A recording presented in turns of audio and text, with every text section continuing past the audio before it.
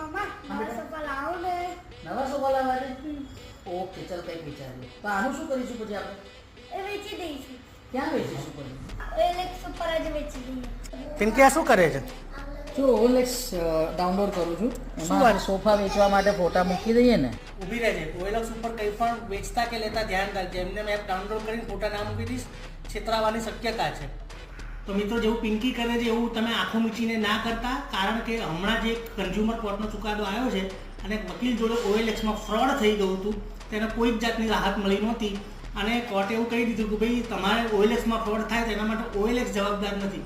Case એવો હતો કે વકીલને એનું ફર્નિચર વેચવું હતું, દિલ્હીથી કોઈ પાર્ટીએ એપ્રોચ કર્યો અને બંને ડીલ ફાઇનલ કરી અને ડીલ ફાઇનલ કર્યા બાદ એ જે પાર્ટી હતી દિલ્હીવાળી સો કોલ્ડ પાર્ટી, એણે એવું કંઈક ઓનલાઈન ફ્રોડ કર્યું કે વકીલ સાહેબના 25,000 રૂપિયા જતા રહ્યા, QR કોડ મોકલ્યો હતો અને વકીલના ખાતામાંથી પૈસા જતા રહ્યા.